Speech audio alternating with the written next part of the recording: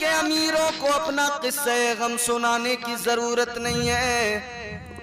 اے لوگوں، اگر پریشانیاں ہیں، اگر مصیبتوں نے گھیر لیا ہے تو آؤ آقا کا فرمان سنو۔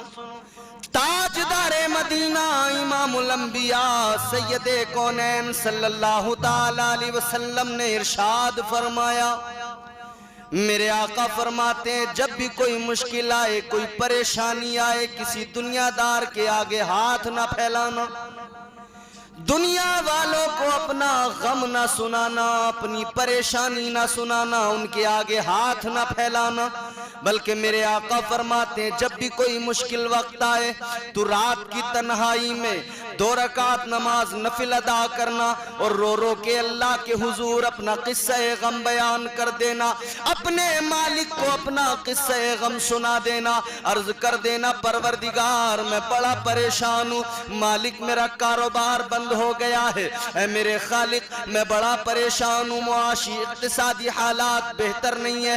اللہ کی قسم امام الانبیاء ارشاد فرماتے ہیں اگر تو اپنا قصہ غم، اپنی مشکلیں اپنے رب کو سنائے گا، رو کر اپنے رب سے مدد طلب کرے گا، یاد رکھ لے ادھر تیری آنکھ سے آنسو نکلے گا، ادھر اللہ تیری دعا کو قبول فرما لے گا، تیری ساری مشکلوں کو اللہ آسان فرما دے گا۔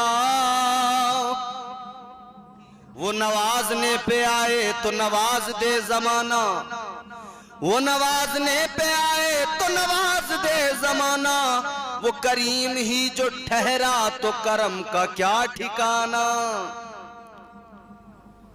اور آقا علیہ السلام کی بارگاہ میں ہم اپنے معروضات رکھتے ہیں، سرکار کو اپنی فریادیں سناتے ہیں، ہم کہتے ہیں یا رسول اللہ انبیاء میں حبیب خدا کون ہے؟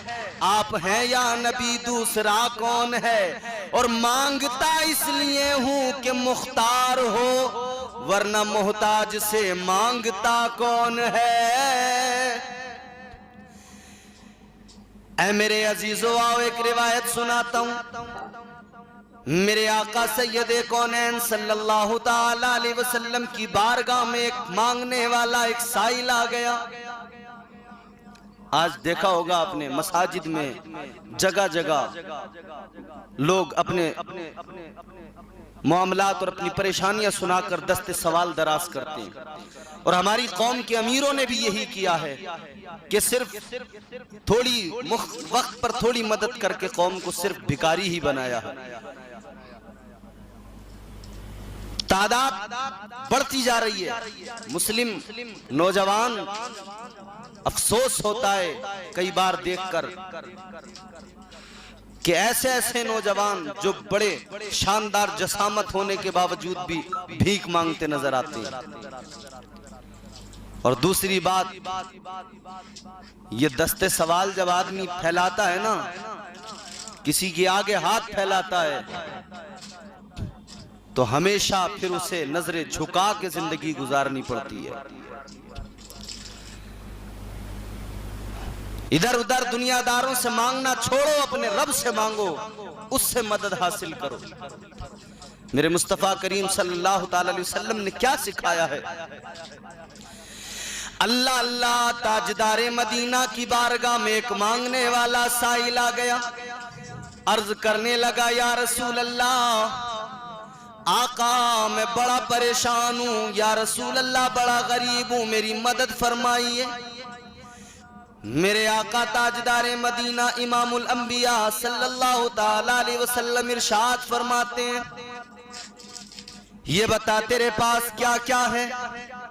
کہنے لگا آقا میرے پاس کچھ بھی نہیں ہے، ایک کمبل ہے جسے آدھا بچھاتا ہوں آدھا اوڑھ لیتا ہوں۔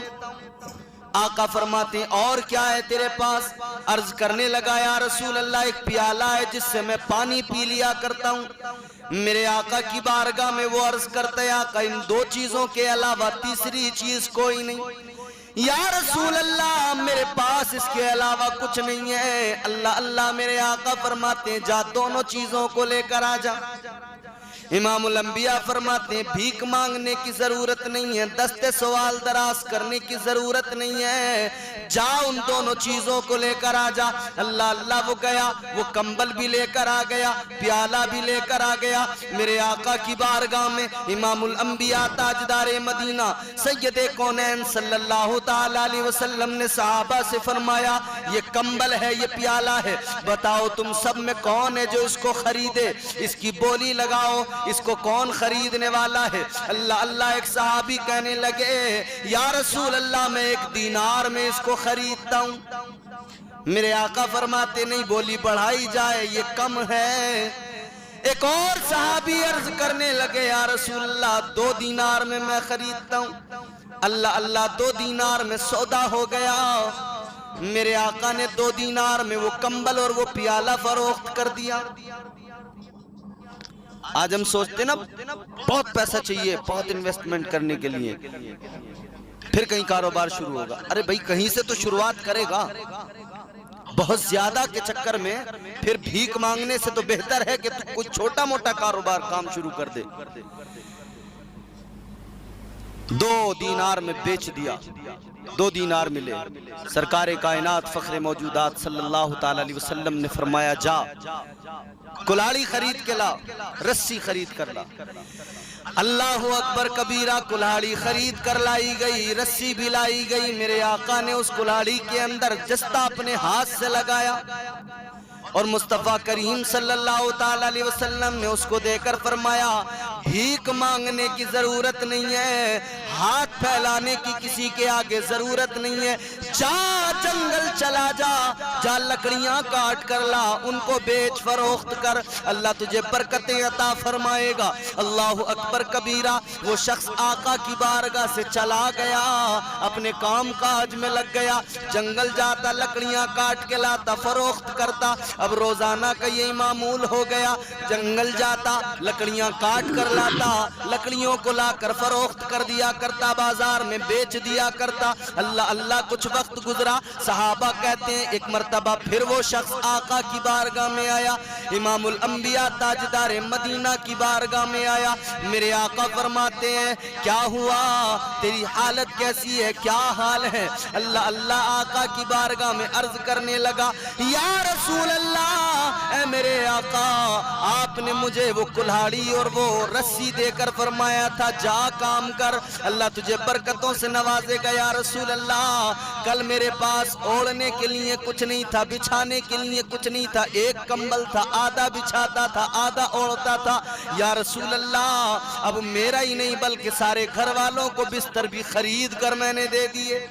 یا رسول اللہ، پہلے لباس نہیں تھے آقا، اچھے کپڑے نہیں تھے، اب اپنے لیے بھی لے لیے، میں نے اپنے گھر والوں کے لیے بھی خرید لیے۔ آقا فاقہ کشی کی نوبت آتی تھی، فاقے ہوا کرتے تھے۔ یا رسول اللہ، اب اللہ کا فضل ہے، اللہ کا شکر ہے، وقت پر اللہ تبارک و تعالیٰ کے فضل و کرم سے کھانے کو بھی مل جاتا ہے۔ اے لوگو، امام الانبیاء نے مزاج دیا ہے، ہاتھ نہ پھیلاؤ بلکہ محنت کر کے، مزدوری کر کے کماؤ کہ اس میں اللہ برکتیں نازل فرماتا ہے۔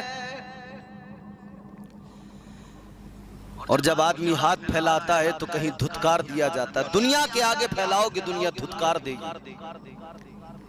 یہ دنیا بڑی ظالم ہے، بڑی صفاق ہے، دھتکار دیا کرتی ہے، لعنتیں دیا کرتی ہے، تانے دیا کرتی ہے۔ اور امیروں سے بھی گزارش ہے خدا کے لیے اگر دینا ہے تو دو، مگر کسی کو تانے نہ دیا کرو، اس کی تحقیق میں نہ لگ جایا کرو، اس کی تذلیل نہ کیا کرو۔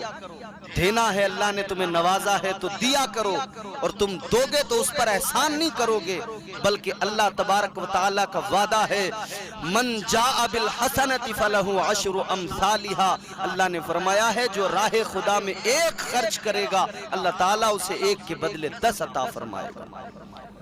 یہ تو آخرت کا سودا ہے، تم یہاں 1 دو گے اللہ اس کے بدلے 10 عطا کرے گا۔ دنیا میں بھی اللہ نوازتا ہے، کل قیامت کے دن بھی اللہ نوازے گا۔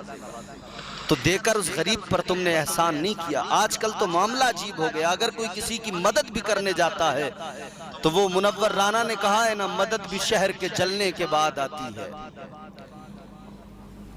پہلے تو انتظار کرتے ہیں کہ یہ تباہ و برباد کب ہوگا، پھر جب وہ تباہ ہو جاتا ہے، برباد ہو جاتا ہے، پھر مدد لے کے پہنچتے ہیں، پھر اس کے دروازے پر مدد لے کے پہنچتے ہیں، اور پھر فوٹو کھچواتے ہیں، پھر اس کی تشہیر کرتے ہیں، پھر اس کو عام کیا جاتا ہے کہ دیکھو فلاں امیر صاحب نے فلاں کی مدد کی ہے۔